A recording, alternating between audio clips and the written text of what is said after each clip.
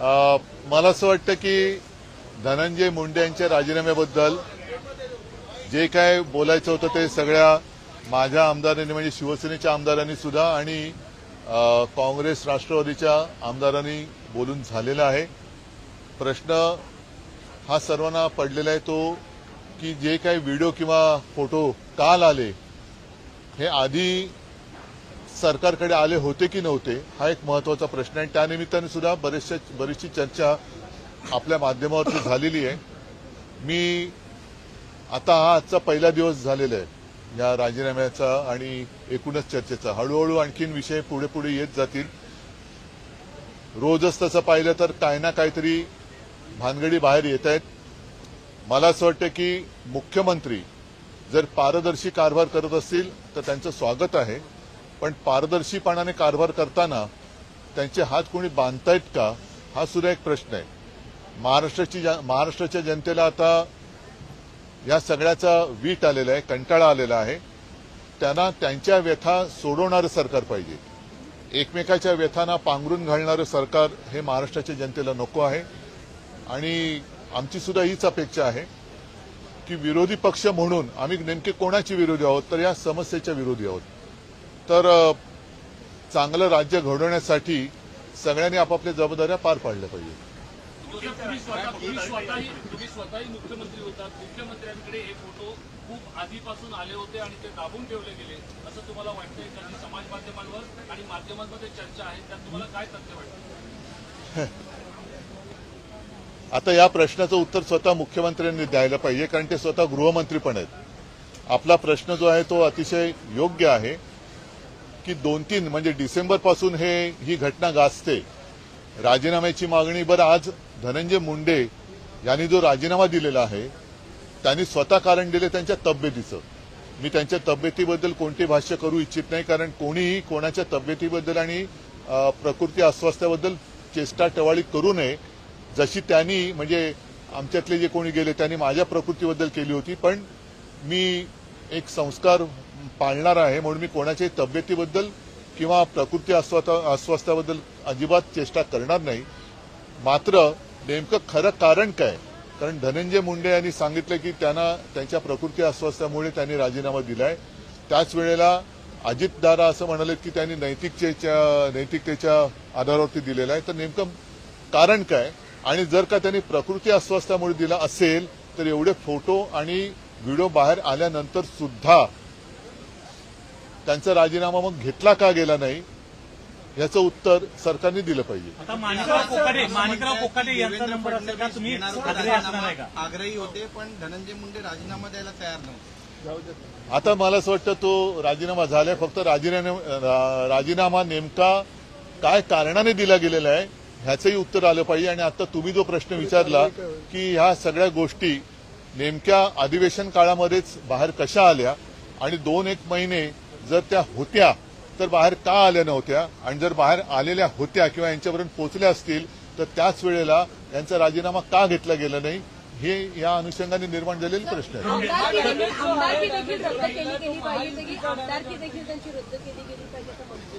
आणि त्याचबरोबर खंडणीच्या कारणास्तव हा खून झाला होता आणि आता बघा धनंजय मुंडे यांच्या बंगल्यावर झाली असं समजतंय, तर सहआरोपी करावं का धनंजय मुंडे यांना देखील तशी मागणी केली। म्हणूनच मी काय म्हटलं की 2-1 महिने या सरकारने तशी कोणती हालचाल केलेली नव्हती हे आश्चर्यकारक आहे। आणि आता जी काय मागणी होते मग ती जनता आज तिकडे मराठवाड्यामध्ये उत्स्फूर्तपणाने काही ठिकाणी बंद होत आहेत, तर जनतेची जी जनप्रक्षोभ आहे तो होऊ द्यायचा नसेल तर जनतेच्या भावनेचा आदर केला गेला पाहिजे। आणि नुसता राजीनामा नाही आणि केवळ एकाचाच नाही तर बाकी सुद्धा ज्या काही गोष्टी आता कानावर येत आहेत आणि घडतात आणि तुमच्याच माध्यमातून जनतेसमोर येत आहेत, सरकारने त्याही बाबतीमध्ये हालचाल केली पाहिजे। कारण आता हे सरकार खूप मजबूत आहे। आताच वेळ आहे की महाराष्ट्रातनं ही गुंडागर्दी आणि भ्रष्टाचार मुक्त महाराष्ट्र करायचा असेल तर हीच वेळ आहे। नाहीतर मग आता लाडक्या बहिणीसारखी लाडका गुंड अशी योजना सरकारने आणली। सरकारपेक्षा महाराष्ट्र बदनाम होतोय। बरं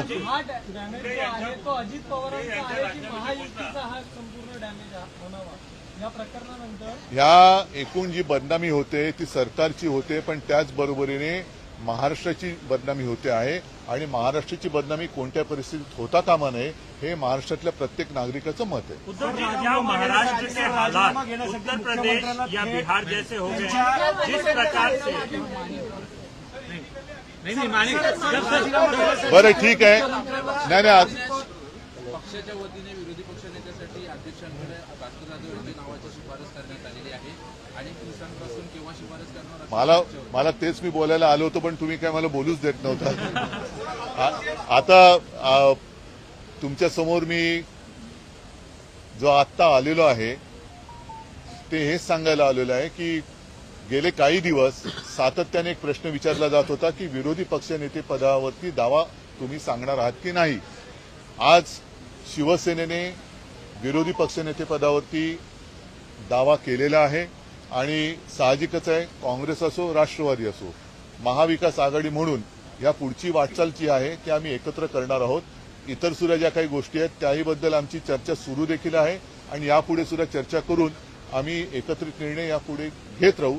पण आज मात्र आम्ही विधानसभा अध्यक्षांकडे विधानसभेतल्या विरोधी पक्षनेते पदासाठी माननीय भास्करराव जाधव यांच्या नावाची मागणी केलेली आहे आणि आम्हाला खात्री आहे की लोकशाही मूल्यांचं पालन करून लवकरात लवकर याचा निर्णय होईल आणि येत्या बजेटपूर्वी, कारण बजेटमध्ये विरोधी पक्षनेते पद किंवा विरोधी पक्षनेता असायला पाहिजे जो जनतेच्या वतीने काही बोलू शकेल.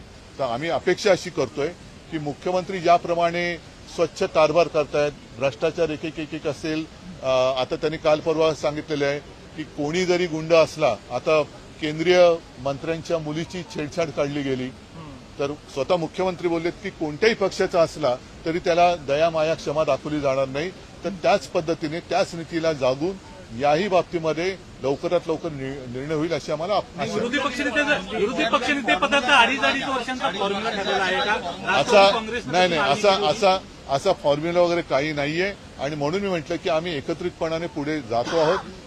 बऱ्याच गोष्टी आहेत, जसं काही निवडणुका असतील काही असतील तर पुढे बघू नका. पण विधान परिषदेमध्ये काँग्रेस आग्रही आहे विरोधी पक्षासाठी. मागणी होती विरोधी पक्ष नेते पदासाठी आणि असं म्हटलं जात होतं की भाजपलाही ते नाव चालणार होतं. नेमकं काय घडलं की ज्याच्यामुळे त्यांना बॅकसीटवर बसवलं?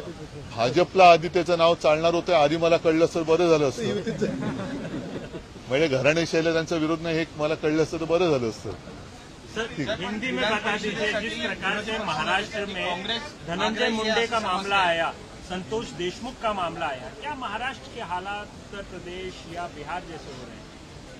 एक जमाना जरूर था, कुछ भी अगर गलत होता तो बिहार और उत्तर प्रदेश का नाम लिया जाता था, लेकिन अब दोनों जगह पर या तीनों जगह पर बीजेपी शासित गवर्नमेंट है.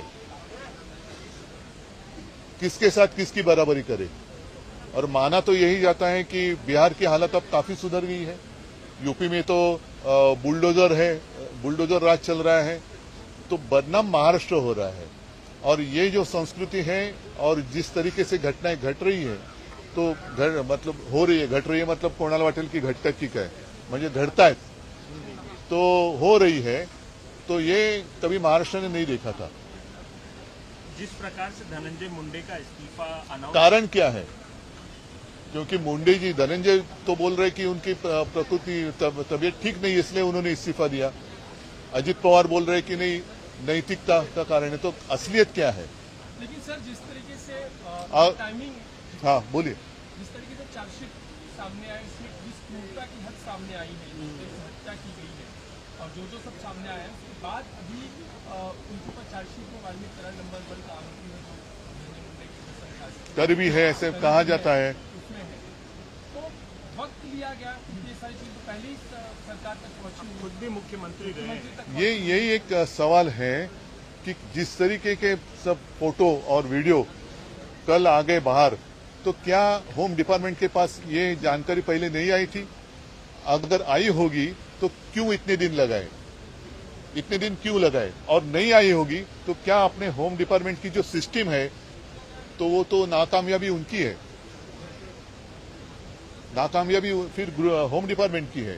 तो ये सारी बातों का उत्तर गवर्नमेंट को देना होगा। औरंगजेब को लेकर के काफी विवाद हो रहा है। कल अबू आजमी ने बयान दिया कि औरंगजेब जो है वो उसके ऊपर काफी बहस हुई है और हम तो यही मानते हैं और यही चाहते हैं कि जो भी हमारे जो हम जिसको देवता मानते हैं, छत्रपति शिवाजी महाराज, छत्रपति संभाजी महाराज, उनके बारे में कोई भी कुछ भी गलत कहे तो उनको शासन होना चाहिए, उनको माफ नहीं करना चाहिए। एक अहम सवाल है, आप हर रोज नहीं बात करते हिंदी में, तो एक सवाल मैं जरूर लूंगा कि कई बार ऐसी चर्चाएं होती हैं, कई बार शिंदे गुट की तरफ से ये कहा जाता है कि आपके विधायक और एमपी जो है उनके संपर्क में है। रिसेंटली आपने एक बैठक भी की थी, तो क्या मातोश्री में एक बैठक की थी अपने तो मेरे अपनी घर की बैठक है, वो सारे विधायक तो अभी मेरे साथ ही है। तो क्या इसको लेकर के कितने विधायक जो है, क्या कोई जाने की संभावना है? क्या है?